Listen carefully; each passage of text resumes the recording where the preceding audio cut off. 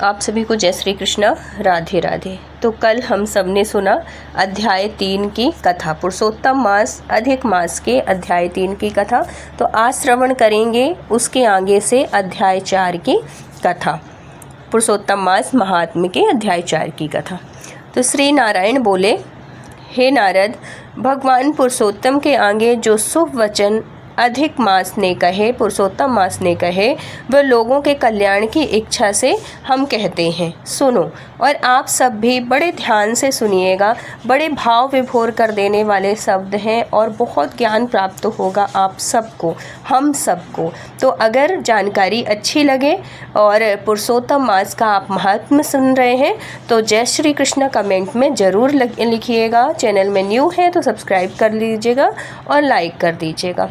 तो अधिक मास बोले, हे नाथ, हे कृपानिधि, हे हरे, मेरे से जो बलवान हैं उन्होंने यह मलमास ऐसा कहकर मुझ दीन को अपनी श्रेणी से निकाल दिया है। ऐसे यहाँ आए हुए मेरी आप रक्षा क्यों नहीं करते? अपने स्वामी देवता वाले जो महीने हैं, जो मास हैं, शुभ कर्म में वर्जित मुझ स्वामी रहित को देखते ही आपकी दयालुता कहाँ चली जाती है, जब वो मुझसे गलत बोलते हैं कि इसका तो कोई स्वामी नहीं है और बहुत सारी चीज़ें मुझे बोली जाती हैं। आज ये कठोरता कैसे आ गई? हे भगवान, कंस रूप अग्नि से जलती हुई वसुदेव की स्त्री देवकी की रक्षा जैसे आपने की, वैसे ही हे दीन वत्सल, कहिए मुझ शरण आए कि आज कैसे रक्षा नहीं करते?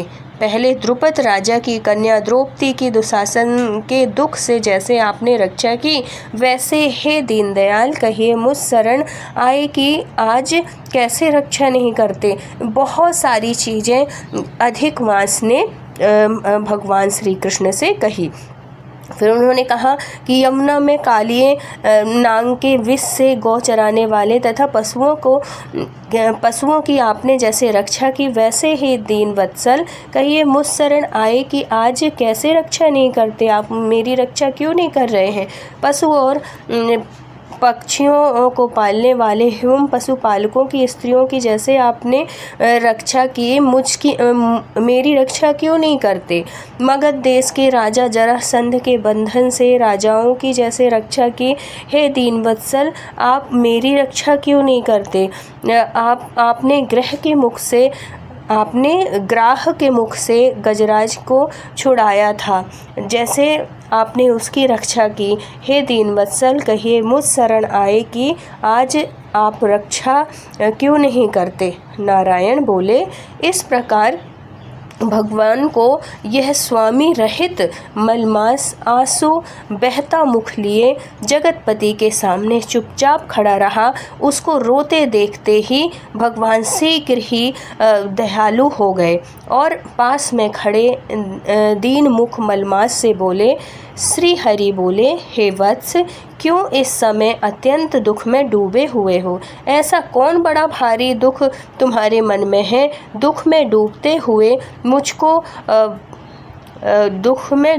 डूबते हुए तुझको हम बचाएंगे। तुम शोक मत करो, मेरी शरण में आया फिर शोक करने के योग्य नहीं रहता है। यहाँ आकर महादुखी नीच भी शोक रहित हो जाता है। किस लिए तुम यहाँ आकर शोक में मन को दबाए हुए हो? जहाँ आने से न शोक होता है, न कभी बढ़ोती आती है, न मृत्यु का भय रहता है।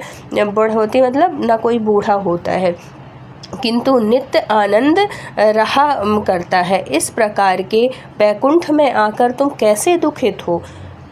तुमको यहाँ पर दुखित देखकर वैकुंठवासी बड़े विस्मय को प्राप्त हो रहे हैं। हे वत्स, तुम कहो, इस समय तुम मरने की क्यों इच्छा करते हो? श्री नारायण बोले, इस प्रकार भगवान के वाक्य सुनकर बोझा लिए आदमी जैसे बोझा रखकर श्वास पर श्वास लेता है, इसी प्रकार श्वास लेकर अधिक मास मधुसूदन से बोला। मतलब सांस जैसे फूलती है ना, कोई बड़ा थका हारा हुआ और वैसे बोलता है, उस प्रकार मलमास ने अधिक मास ने मधुसूदन से बोला। अधिक मास बोला, हे भगवान, आप सर्वव्यापी हैं, आपसे अज्ञात कुछ नहीं है। आकाश की तरह आप विश्व में व्याप्त होकर बैठे हैं। चर अचर में व्याप्त विष्णु आप सबके साक्षी हैं, विश्व भर को देखते हैं। विषय की सन्निधि से भी विकार शून्य आप में शास्त्र मर्यादा के अनुसार सब भूत स्थिति हैं। हे जगन्नाथ, आपके बिना कुछ भी नहीं है। क्या आप मुझ अभागे के कष्ट को नहीं जानते? तथापि हे नाथ, मैं अपनी व्यथा को कहता हूँ। जिस प्रकार मैं दुख जाल से घिरा हूँ, वैसे दुखित को मैंने न कहीं देखा है और न सुना है। क्षण, निमेष, मुहूर्त, पक्ष, मास, दिन, रात सब अपने अपने स्वामियों के अधिकारों से सर्वदा बिना भय के प्रसन्न रहते हैं। मेरा ना कुछ नाम है और ना मेरा कोई अधिपति है और ना कोई मुझको आश्रय है। अतः क्षणाधिक समस्त स्वामी वाले देवों ने शुभ कार्य से मेरा निरादर किया है कि इस महीने में कोई भी शुभ कार्य नहीं होंगे। यह मलमास सर्वदा त्याज्य है, ऐसा बोलते हैं। अंधा है, गर्त में गिरने वाला है, ऐसा सब कहते हैं मुझे। और बड़ा दुखी हो कि बड़ा रोते हुए, इसी के कारण ये अधिक मास बोला, इसी के कारण से मैं मरने की इच्छा करता हूँ, अब जीने की इच्छा नहीं है। निंद जीवन से तो मरना ही उत्तम है। जो सदा जला रहता है वह किस तरह सो सकता है। हे महाराज, इससे अधिक मुझको और कुछ कहना नहीं है। वेदों में आपकी इस तरह प्रसिद्धि है कि पुरुषोत्तम आप परोपकार प्रिय हैं और दूसरों के दुख को सहन नहीं करते हैं। अब आप अपना धर्म समझकर जैसी इच्छा हो वैसा करें। आप प्रभु और महान हैं। आपके सामने मुझ जैसे पामर को घड़ी घड़ी कुछ कहते रहना उचित नहीं है।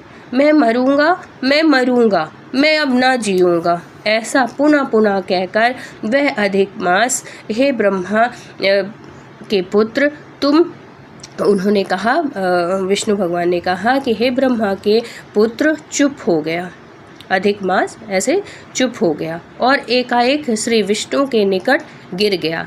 तब इस प्रकार गिरते हुए मलमास को देख भगवान की सभा के लोग बड़े विस्मय हो गए, बड़े विस्मय को प्राप्त हुए। श्री नारायण बोले, इस प्रकार कहकर चुप हुए अधिक मास के प्रति बहुत कृपा भार से अवसन्न हुए श्री कृष्ण मेघ के समान गंभीर वाणी से चंद्रमा की किरणों की तरह उसे शांत करते हुए बोले। सूत जी बोले, हे विप्रो, वेद रूप रिद्धि के आश्रित नारायण का पापों के समूह रूप समुद्र को शोषण करने वाला बड़वानल अग्नि के समान वचन सुनकर प्रसन्न हुए नारद मुनि पुनः आदि पुरुष के वचनों को सुनने की इच्छा से बोले। अब क्या बोलते हैं भगवान नारायण, अधिक मास को क्या सांत्वना देते हैं, क्या उन्होंने बताया, कैसे क्या किया, ये सब कुछ आप सुनेंगे अध्याय 5 में। तब तक के लिए अध्याय 5 का इंतज़ार करिएगा। और ये जानकारी अच्छी लगी हो, कथा अच्छी लगी हो तो जय श्री कृष्णा ज़रूर लिखिएगा। फिर मिलते हैं अध्याय 5 के साथ। जब तक के लिए राधे राधे, जय श्री कृष्णा लिखना बिल्कुल मत भूलिएगा।